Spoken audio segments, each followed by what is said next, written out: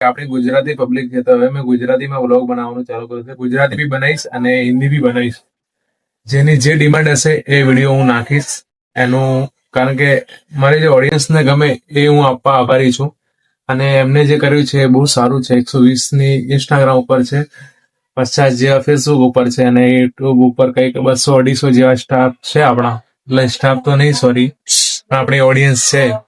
થોડું ઘણું કોમેડી થાય. કોમેડી તો હું કરું છું, અગર બહાર જવું તો કરી શકો. એક આપણું બી વિચાર છે કે એક સારું એવું મોટું એક નાનો એવો પ્રોગ્રામ થાય, આપણા બી કોમેડી પ્રોગ્રામ થાય. બધાને ખબર છે, હર્ષ છે, આપણા મિત્ર સચિન છે, સાલુ કે બધા આપણા ભાઈબંધો છે, એમને ખબર છે કે આપણે કેવું કરીએ છીએ અને શું કરીએ છીએ. એ લોકો બી આ ઉપર બી સપોર્ટ કરીને મને કમેન્ટમાં બતાવશે એ લોકો બી કે હું કેવું, નું મંતવ્ય કેવું છે મારા પ્રત્યે, હું કેવું પરફોર્મન્સ કરું છું એ બતાવશે ગાઈસ. તો તમે બી કહેજો, કારણ કે તમે બી રોજે વિડીયો તો જોવો જ છો, બરાબર કે નહીં?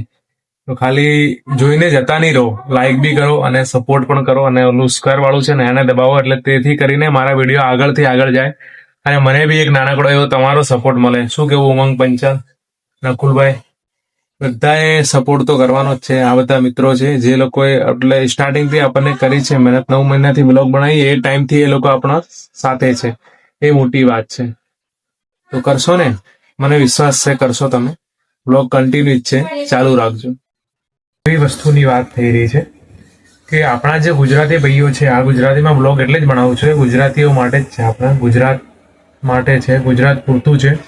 કારણ કે ગુજરાતથી ઘણા બધા લોકો છે જે વિદેશ જાય છે, રશિયા છે, રૂસ છે, કેનેડા છે, બધી જગ્યાએ જાય છે.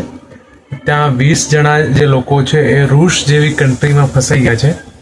જેથી કરીને એમને નીકળવા માટે એમને આપણે ગુજરાતમાં અરજી બી કરી છે કે અમને બચાવો, કારણ કે અમે જે ફસાઈ ગયા છે એમનું બધું જે બી હોય, વિઝા, પાસપોર્ટ, જે બી બધું હોય, એમની જે બી કંપની હોય, વોટ એવર, એમણે લઈ લીધું છે. તો આવું સ્કેમ થાય છે. તો આવા સ્કેમ પહેલી વાર નથી થઈ રહ્યું, ઘણી વાર થઈ ચૂક્યું છે. પણ એકવાર જણાવવું બહુ જરૂરી છે કે આવા જે સ્કેમો થતા હોય છે એ ઘણીવાર બધાની માટે ક્વેશ્ચન માર્ક હોય છે. એકવાર એ માણસ તો ભરાઈ ગયો, પણ પછી બીજાની એ વસ્તુ એ ટાઈમ ના આવે. કારણ કે ઘણી વાર થયેલું છે કે ઘણાને અહીંયાથી બહાર જવા માટે કોઈક લોકો કહેતા હોય 50,000 આપો તો હું તમને ત્યાં તો મોકલી દઈશ. પછી મોકલી પણ દે છે, એટલીસ્ટ મોકલી દે. પછી એ વર્ક વિઝા ઉપર કામ કરતા હોય. પછી એના પછી શું કરે, એની પછીની પ્રોસેસ તમને ખબર છે? એની પછીની પ્રોસેસ એ હોય છે કે ત્યાં ગયા પછી બી એ તમારું બધું છીનવી લે. પછી એવું કહે કે તમારો 2 વર્ષ માટે અહીંયા થયું છે, અપ્રૂવ થયું છે, જે બધું લઈ લે. પછી તમને કન્ટિન્યુ કામ કરાય. પછી 1 વર્ષ જાય, 2 વર્ષ જાય, પછી તમને ખબર પડે 2 વર્ષ પછીની એ વસ્તુ છે. કારણ કે 2 વર્ષ સુધી તો કોઈ ધ્યાન આપવાનું નથી. ખબર છે આપણને કે 2 વર્ષ માટે અહીંયાના વર્ક વિઝા મળ્યા છે. તો એવું એ લોકો એવું કહેતા હોય કે તમને મળ્યા છે, પણ એ ખરેખર એવું નથી હોતું. એ લોકો લઈને તમને ત્યાંનું કામ કરાવે, કંઈ હોતું નથી. એવા ઘણા બધા સ્કેમ થાય, કૌભાંડ થાય. પછી એ લોકો તમારી જોડે પૈસા ઉઘરાવે કે મને આટલા પૈસા આપો તો તમે અહીંથી સુરક્ષિત હો, તમને મોકલી આપો. પણ એવું કંઈ જ હોતું નથી. તો પછી ત્યાં જઈને ભીખ માંગવી એના કરતાં અહીંયાથી સુરક્ષિત રહો. ઇન્ડિયામાં બી ઘણું રોજગાર છે, માઇન્ડસેટ જોઈએ. અને બીજું તો ભાઈ બધાને હોય જ છે, હવે કઈ રીતે કરવું એ તમારા ઉપર છે.